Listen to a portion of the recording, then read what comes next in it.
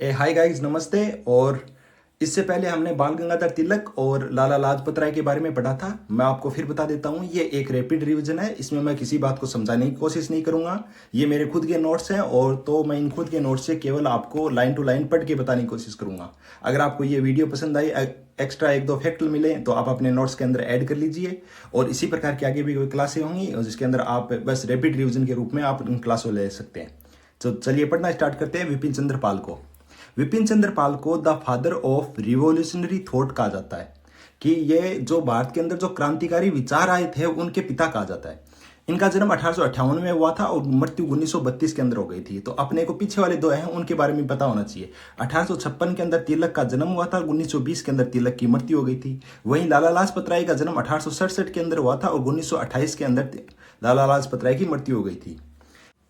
आगे चल के ये केशव सेन के संपर्क में आते हैं, जहां पे ये सनातन धर्म को छोड़ के ब्रह्म समाजी बन जाते हैं।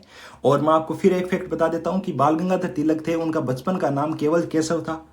जन्म इनका हबीबगंज के अंदर हुआ था, जो बांग्लादेश के अंदर है। 7 नवंबर 1858 को हुआ था इनका जन्म, 1857 की क्रांति के एक साल बाद के अंदर ही। 1886 के अंदर विपिन चंद्र पाल ने कांग्रेस की सदस्यता ली थी। कांग्रेस का उस साल अधिवेशन हुआ था कलकत्ता के अंदर और उस टाइम इन्होंने सक्रिय रूप से भागीदारी न करते हुए भी सदस्यता ले ली थी। और इस टाइम तिलक ने कब ली? 1889 के अंदर। और जो लाला लाजपत राय थे उन्होंने एक साल पहले ले ली थी 1888 के अंदर, और विपिन चंद्र पाल ने ले ली 1886 के अंदर। ये आप याद रखें क्योंकि अपने 3 मोस्ट इंपॉर्टेंट राजनेता दिए गए हैं फर्स्ट ग्रेड के सिलेबस के अंदर।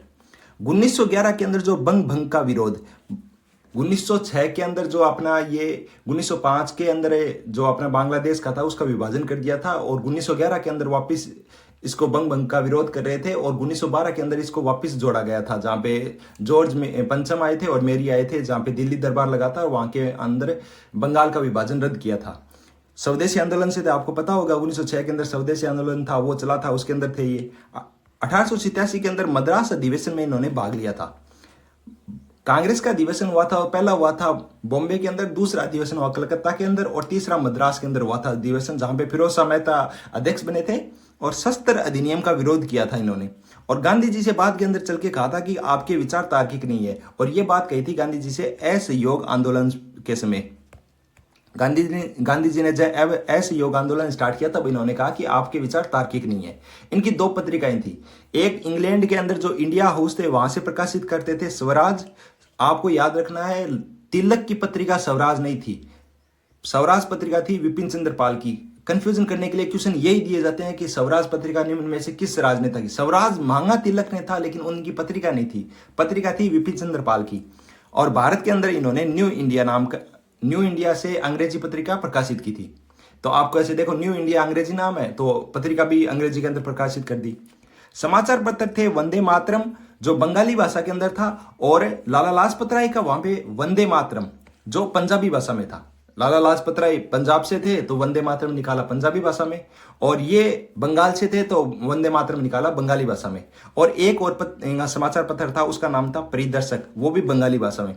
तो आप याद रखना, इनके दोनों जो समाचार पत्र हैं वो उसके अंदर हैं, अपने बंगाली भाषा के अंदर है। अब इनकी जो पुस्तकें हैं वो बहुत ज्यादा इंपॉर्टेंट है।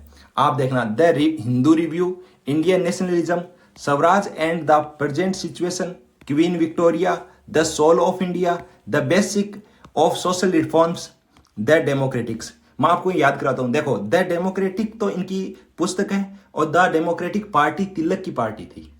याद हो जाए, तिलक की पार्टी द डेमोक्रेटिक कांग्रेस थी, और इनकी पुस्तक है द डेमोक्रेटिक।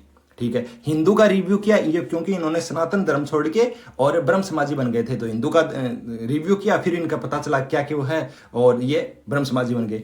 अब अपन पढ़ रहे थे, रिवॉल्यूशनरी के फादर हैं, रिवॉल्यूशनरी एक्टिविटी है उसके फादर कहे जाते हैं, और क्योंकि विचार इन्होंने ही दिया था, तो इंडिया के अंदर जो नेशनलिज्म है, भगत सिंह चंद्रशेखर आजाद वाला नेशनलिज्म, वो इन्होंने जागृत किया था। इन्होंने स्वराज, अब देखो इनकी पुस्तक, एक समाचार पत्र या कह लें पुस्तक है, वो स्वराज के नाम से रिलेटेड है, और स्वराज जो प्रेजेंट सिचुएशन बताई थी उस टाइम की, वो एक इंपॉर्टेंट है। इंग्लैंड चले गए थे तो वहां पे जो पत्रिका निकाली थी, तो क्वीन विक्टोरिया से भी मिले होंगे, तो क्वीन विक्टोरिया पे भी बुक लिख दी। द सोल ऑफ इंडिया इन्होंने इंडिया की सोल के बारे में बताया था कि इसकी आत्मा क्या कहती है, आत्मा किस प्रकार अंग्रेजों के खिलाफ है।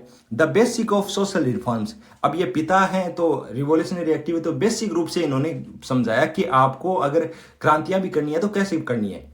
तो ये उनकी पुस्तकें, हिंदू के ऊपर रिव्यू लिखा तो Hindu review, Indian nationalism, swaraj and the present situation, Queen Victoria, the soul of India, the basic of social reforms, the democratics. ये इनकी किताबें हैं, 5-6 बार आप बोलोगे तो याद हो जाएंगे। और अगला टॉपिक पढ़ेंगे हम बंकिम चंद्र चटर्जी के बारे में। मैं आपको फिर बता देता हूँ, ये जो क्लास है वो मेरे खुद के लिए है कि मेरे को बाद के अंदर रिवीजन करना हो तो आसानी में हो। अगर आपको ये लगे कि 1-2 फैक्ट एक्स्ट्रा हैं तो आप उसके अंदर ऐड कर लीजिए। हालांकि कहीं पे मैं कुछ बातें गलत भी बोल सकता हूं, तो आप याद रखना कि इस पेज के अंदर जो भी बातें लिखी गई हैं वो ही सही हैं। बोलते टाइम जल्दबाजी के चक्कर में कुछ बातें गलत ही निकल जाती हैं, तो आप इन्हीं बातों को याद रखना। तो मिलती हैं अगले वीडियो के अंदर जहां बंकिम चंद्र चटर्जी के बारे में हम बात करेंगे। और ये फर्स्ट ग्रेड सिलेबस के अनुसार है। फर्स्ट